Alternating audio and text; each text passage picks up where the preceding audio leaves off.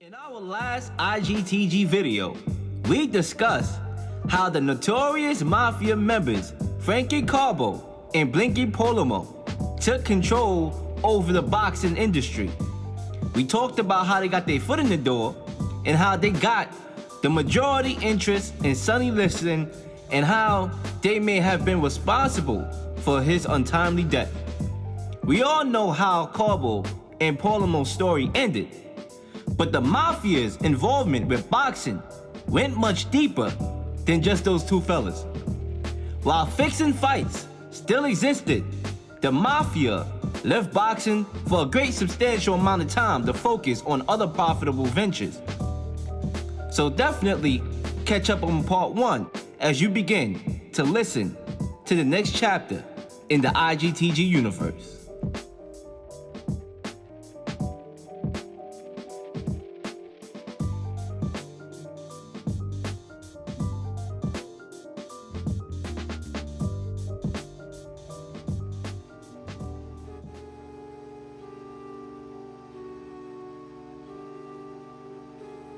Where'd you get this? It's my end of the season, Dad.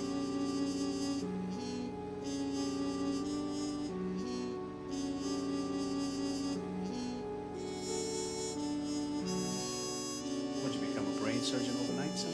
Dad, I worked for it. Doing what? Things. Things? What do you mean, things? What things? No things, no things.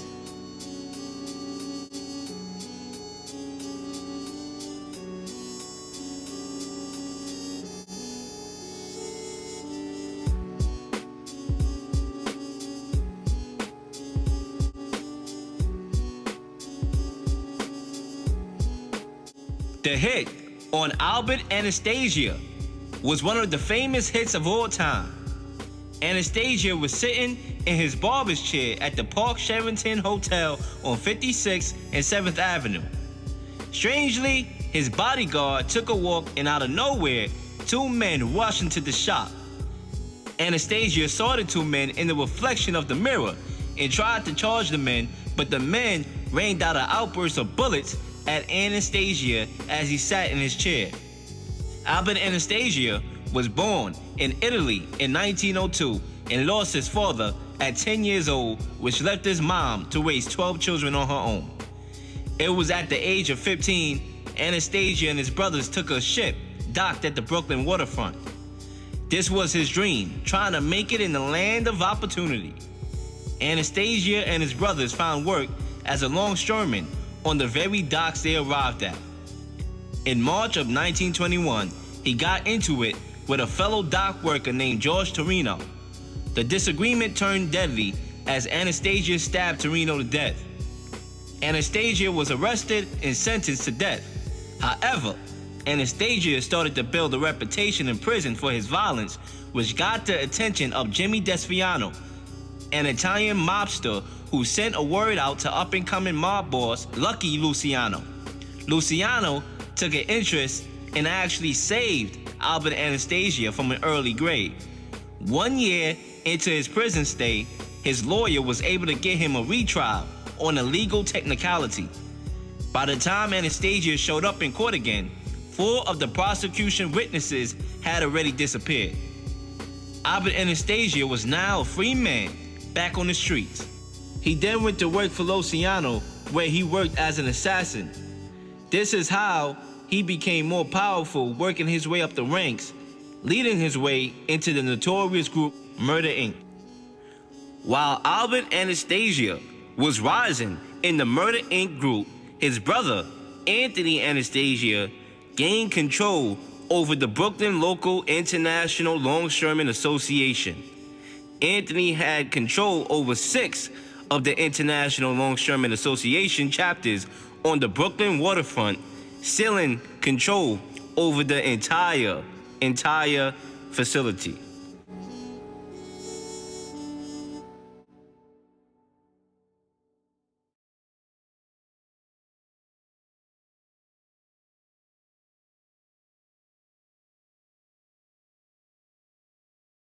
Albert Anastasia eventually became the leader of the Murder Inc. group and was responsible for hundreds of hits. After surviving the downfall of the notorious group, he became the underboss of the Mangano crime family and still remained a powerful, feared person through the 40s. In 1951, Anastasia didn't want to be second in command, and his boss, Vincent Mangano, went missing and was never found again. Shortly after that, Mangano's brother and advisor, Philip Mangano's dead body was found with 3 bullets in the head. Albert became the boss, after that, of his very own Anastasia crime family. He had powerful men that worked with him, such as Carlo Gambino. Keep an eye on that name for later, y'all. In 1952, Anastasia would then order a hit that brought his crime family a ton of negative publicity. Arnold Schuster was a 24-year-old clothing salesman from Brooklyn who turned in a famous bank robber named Willie Sutton. Schuster noticed Willie Sutton on the train sitting right across from him and decided to follow him as he got off. Schuster called in the police, and America's most wanted bank robber was captured with the help of Schuster.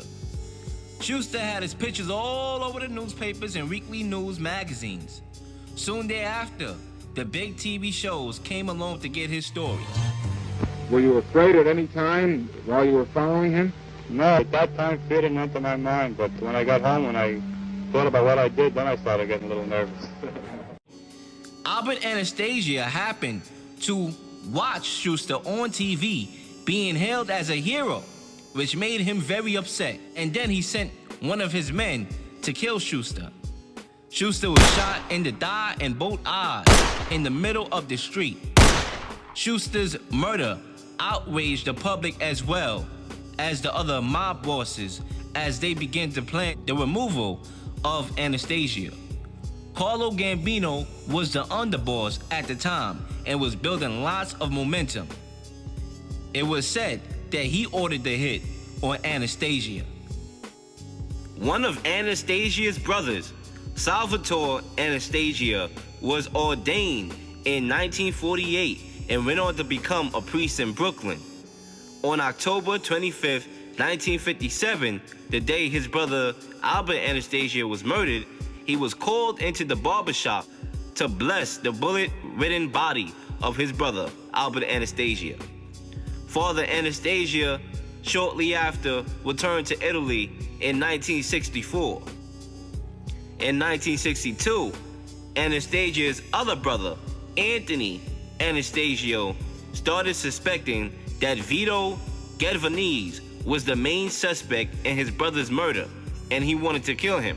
However, after meeting with agents, Anastasio said, "I ate at the same table as Albert and came from the same womb, but I know he killed many men and he deserved to die."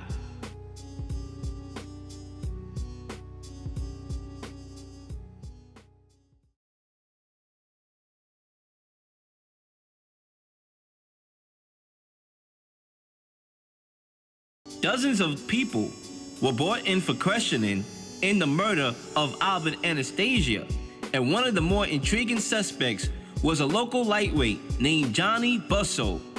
Busso had turned pro in 1952 and scored an upset 10-round unanimous decision win over Larry Boardman in 1957. He suffered a minor setback that year after dropping a decision to Ralph Dupas in August. Busso's next bout was scheduled for October 25th against Gail Curran at Madison Square Garden. The night before the fight, Busso had a room booked at the Park Sheraton Hotel with his manager, Andrew Alberti. Alberti was a prize fight manager while also being a member of the Mafia and an associate with the Anastasia crime family. Busso went on to tell the police that he received a call in his room the morning of October 25th from Alberti, who requested he come down to the lobby to meet with some colleagues. He admitted that him and his manager ran into Anastasia in the lobby and talked about Busso's fight that night against Curran. According to the FBI report, Alberti recruited a heroin trafficker as the lead shooter. The hit team arranged for 38 and 32 caliber handguns to be placed in Johnny Busso's hotel room before the hit took place. It was at 10:20 a.m. on October 25th. Anastasia was in his barbershop chair as he failed to notice two men entered the room with black gloves and shades. It was then Anastasia jerked out of his chair as bullets whipped through him with a shot to the back of the head doing the final job. In 1964, Andrew Alberti committed suicide with a shotgun over being called in to testify before the grand jury. His wife found him on the patio at his house in the Bronx, laying on the floor in a robe and slippers and a bullet wound to the head. Anastasia's organization would be renamed the Notorious Gambino Family of today.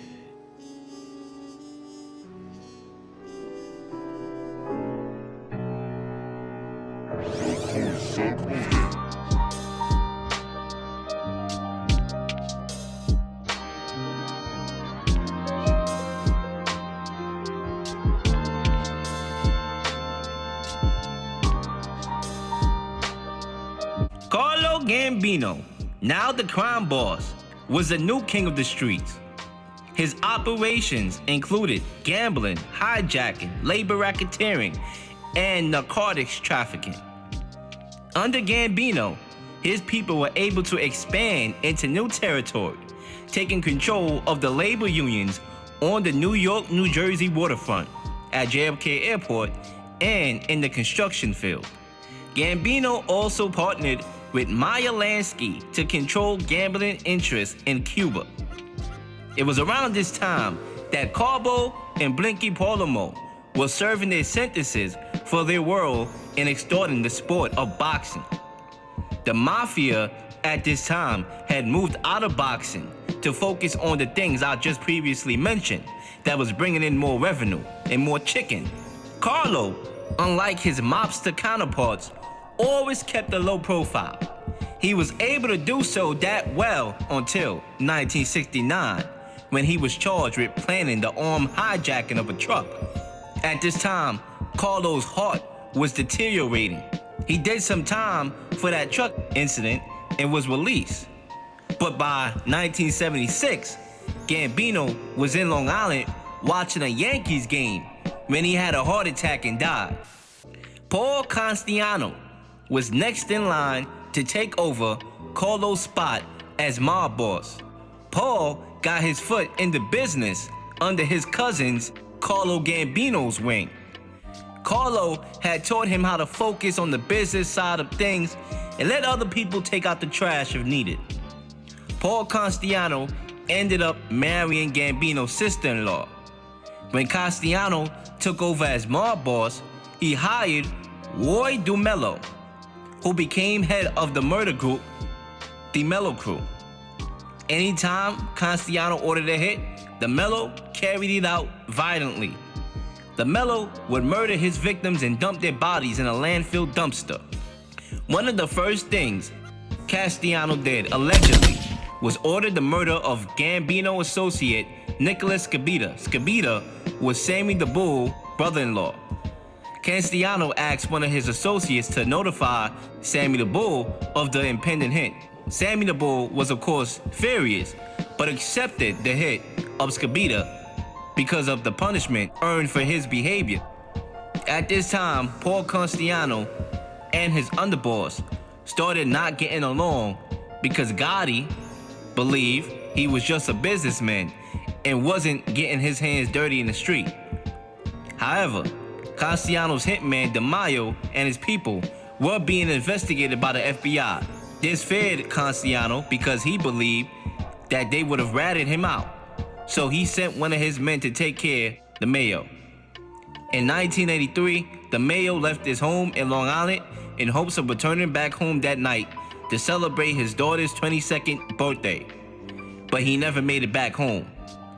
Soon as he entered the shop, he was shot 7 times in the head. After putting a ban on drug trading, John Gotti became more furious with Castiano because he didn't think halting the drug trade was necessary. And despite Castellano's command, John Gotti continued to have his men trade heroin. However, while Gotti and his men were continuing to trade heroin, the federal government found out, and the news started getting hot. John Gotti started to panic and decided he wasn't going to allow Paul Castellano to take him out, so he tried to take him out.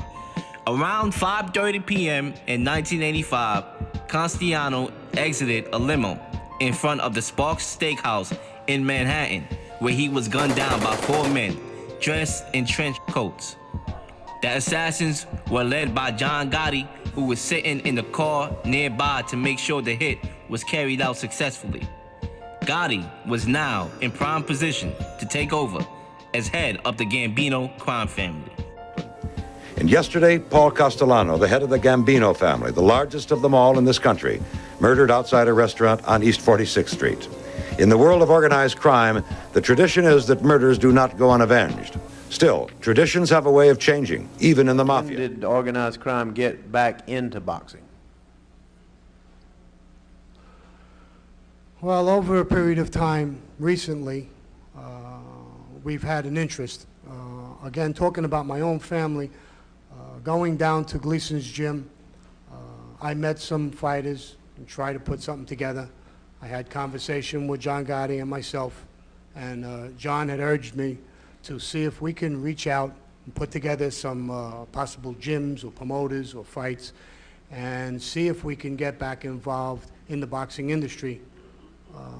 In that period, I found out that we would be able to reach certain people who are rather successful in the boxing industry.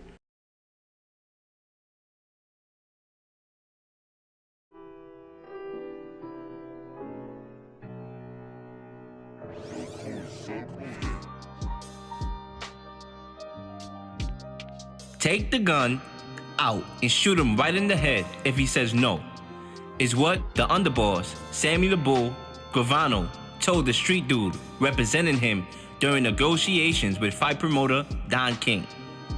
John Gotti wanted promoter Don King killed because he refused to do business with them.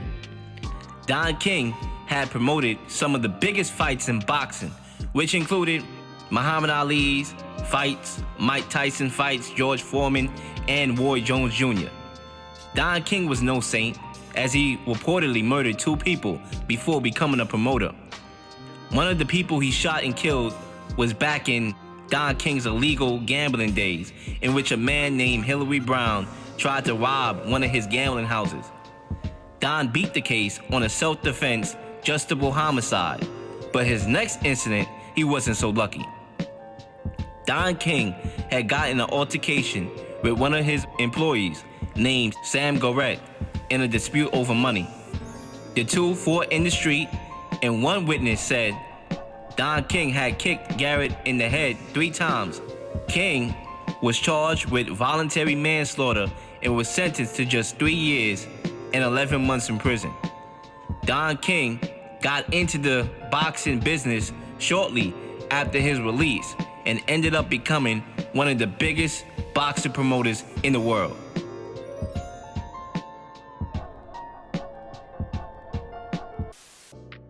There's even theories that Don King fixed the Mike Tyson versus Peter McNeely fight. In 1961, lost that fight. Now Peter, his son, fights. Peter, we have you for just a moment before you go out into the ring. Your thoughts before you get in with Mike Tyson. This is for my grandfathers, my grandmothers, my father, my mother, Curly, my 3 brothers, last but not least, Snubby. Mr. McNeely, what was it that you told your son? And last but not least, Medfield. The night before the fight, a call got made to Charles Farrow, a boxing manager, from an anonymous source that a bet got made on the fight. The $1 million bet was that the fight wasn't going to go 90 seconds. The fight ended up only lasting 89 seconds. McNeely's corner threw in the towel. Charles Farrell admitted this in his book, Why I Fix Fights. There were also plenty more instances of Farrell rigging fights. One of the fighters he managed was Leon Spinks. Farrell arranged a match for Leon against a guy named Eddie Curry. Eddie Curry was a guy who fought anybody and got knocked out in the first round. And Farrell assumed that Leon could beat him easily, easy money. However, he lasted, Eddie Curry that is, to 8 rounds, having outboxed Spinks in most of those rounds. Eddie Curry won the unanimous decision, but Farrell persisted to make sure his fighter won that fight. The fight wasn't televised, so Farrell, knowing powerful people, was able to get a call for the record books to book it as a TKO win for Leon. Charles Farrell was able to rig the Leon Spinks record and also invented an entire career for a guy named John Carlo who never stepped foot in the ring once. Charles also managed a guy named Mitch Green. Charles signed him to a contract, and right after he got into a heated argument on the street about Mike Tyson, a guy he lost to, Mitch had lost to him in a close decision, and somebody brought up the fight to him, and he got upset, slapped the guy, and the guy went back into his house, got a shotgun, and shot Mitch right behind the knee. After some time of recovery, Charles Farrell arranged a fight that was intended to be Mitch Green's comeback fight. The person he was fighting name was Bruce Johnson. Bruce Johnson was a guy who made his money by losing to big-name fighters by taking dives. That's how he made his living, taking a dive. Farrell didn't bother to fix the Green-Johnson bout because he believed that his fighter would win easily. After 2 rounds, Farrell's fighter, Mitch, absorbed too many punches and the ref stopped the fight. The comeback had failed, and Charles Farrell said that was one fight he wished he fixed.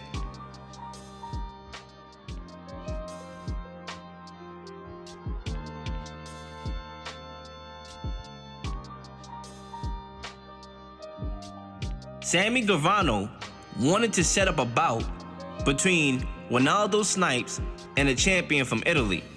Snipes would purposely lose, which would set up a second fight between the two for a larger purse bid, which the Gambinos would partially collect. However, the plan fell through when the Italian champ lost his title. The plan to assassinate Don King fell through when the person who Gravano sent to kill him ended up running away and never being seen again. At this time, John Gotti was the boss of the Gambino crime family and was probably one of the most media stardom bosses ever because of his fancy suits and parties. This allowed him to be heavily surveilled by the FBI, and it seemed like Gotti didn't care who was watching him either.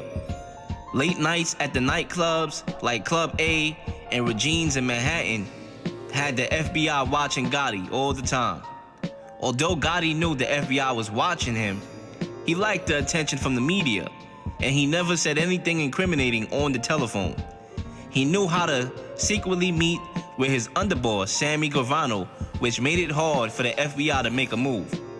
However, the FBI already had informants close to John Gotti's inner circle. Among these rats was a guy named Wilford Willie Boy Johnson, a close associate of Gotti who was doing duty as a spy for the FBI.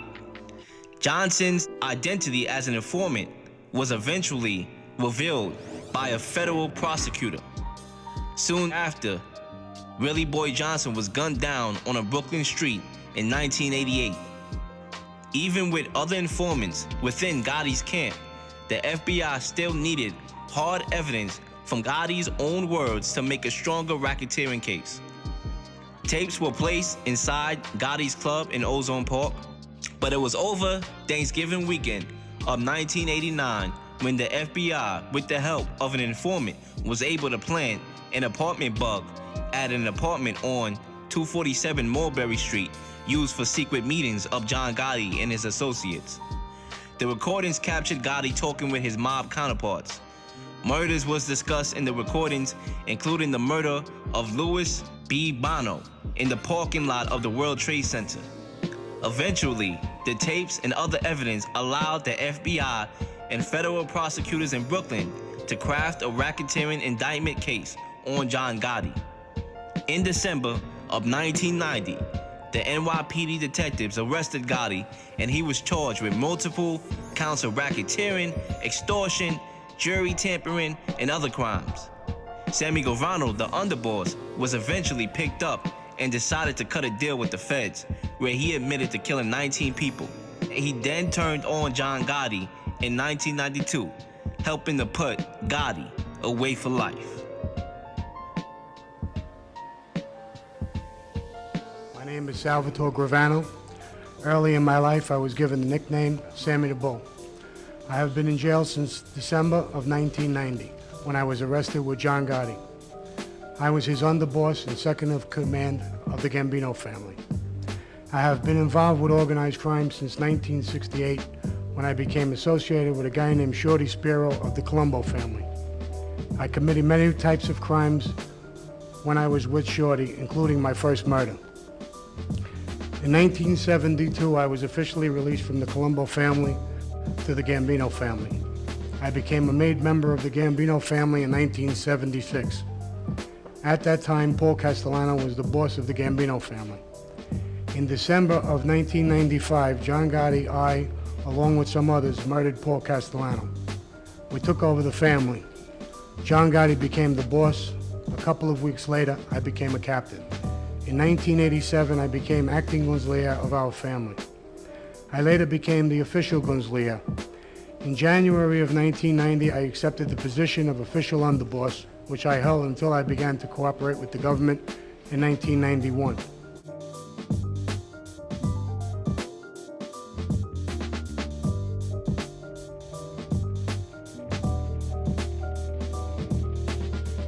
That's a beautiful thing. Yeah, that's a beautiful thing. It's not my thing. What about this?